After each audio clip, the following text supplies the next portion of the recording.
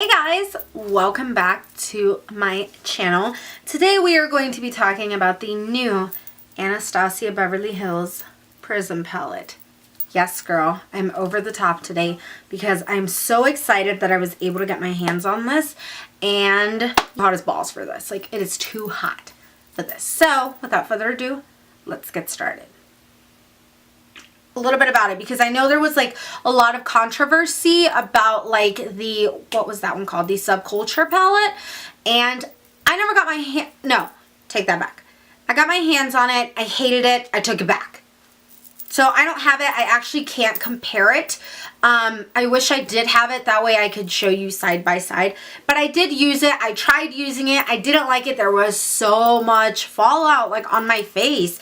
It was bad. I was really disappointed. So I know the whole controversy was that was like a whole big thing, and there were like a shit ton of videos like by the time I had gotten mine in from the mail, so I was just like, there's no point in even filming a video. So yeah, I mean, there's not that like claim wise, because you guys know I like to break it down for you guys. In all my hot or not review videos, I break it down in about the product, claims of the product, facts about the product, and then the pros and the cons, and I will talk about the packaging. So anyways, if I'm looking down, it's because I'm reading notes, because you guys know how I do. Real quick, a little bit about this bad boy. It's just, you know, your regular type of eyeshadow palette. This is actually a luxe holiday eyeshadow collection that Anastasia is coming out. I don't know if they're coming out with other things that are like Prism or whatever, but this is their like holiday thing.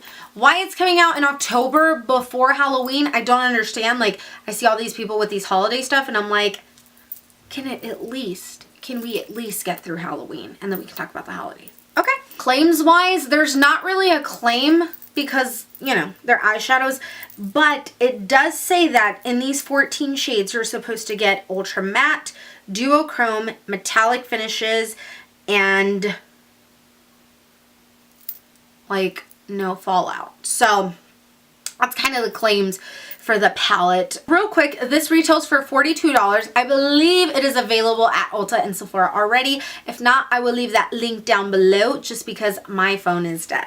Now, it is available on the Anastasia website online, and they are still in stock. I literally checked for this video, and they are still in stock, so you can still get your hands on this. I'm gonna show you guys swatches before I get more in depth as well, so you guys can see, and I'll talk about the finish kind of, that way you guys have an idea on that as well.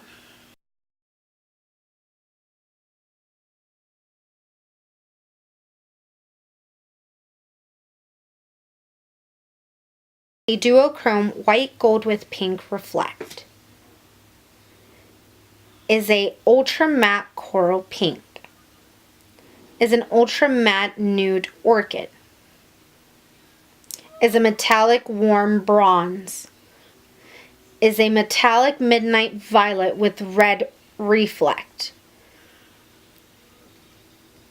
is a ultra matte electric green yellow, ultra matte deep black, is a duochrome silver gray with pink reflect, is an ultra matte truffle, is a metallic yellow gold with green reflect, is a metallic blackened blue-green with multicolor reflect, is a ultra matte terracotta, the metallic violet copper, is the ultra matte ashy lilac.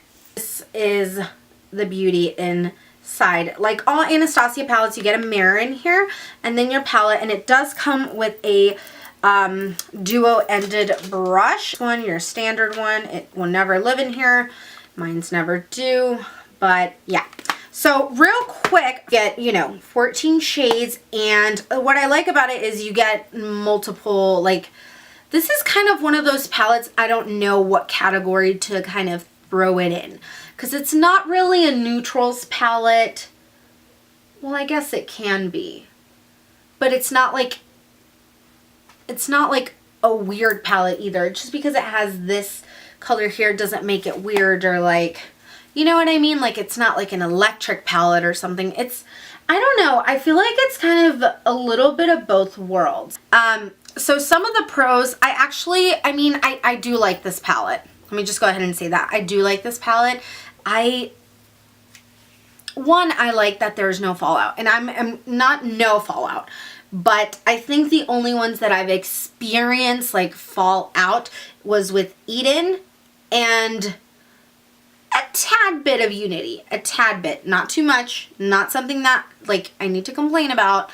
But definitely Eden. But for only one to be powdery, and it's not over the top. It's really minor, but there is fallout. So for 1 out of 14 to just be kind of it's not that bad. So I'm really happy with this palette actually. All these eyeshadows are so pretty, and I actually like that they were thrown in together the way they were. Like I said, like even though when will I ever use this color? I don't really know. But it's not a repeat shade either, because it's funny because people are like, oh, why is that in there? I'm never going to use that. It's a waste of blah, blah, blah. But I'm like, but if they had put a repeat color, you'd be complaining because it was a repeat color. So I actually don't mind that color there. And that's one of those easy colors too that you can work with. And realistically, these shades I don't have in a palette except for, of course, my black. I do have obviously in a couple other palettes, and then this brown I'm sure I have in another palette. But other than that, all these other shades are pretty much new, and it's nothing that I have in my collection, which I can appreciate because that means that my $42 are going to good use. Honestly, don't really have a con. I just there was more of a transition shade. You'll see in the demo too that I used Eden as my kind of transition, and holy shit is it pigmented. It is really pretty though. Ooh, these are really soft and buttery. Ooh girl. I mean, it is super, super pigmented. I like it. It's a really pretty shade to put in the crease and to like buffer in. However, if I'm trying to do more of a neutral look, it is very hella bright for that. So that's what I mean. Like there's not really any warm shadow in here to use in the transitioning shade. To use in the crease as a transition shade. Packaging real quick. This is the box that it came in. It's pretty simple. Anastasia's boxes pretty much usually always look like this. This one is a matte black. It's very chic. I actually like it.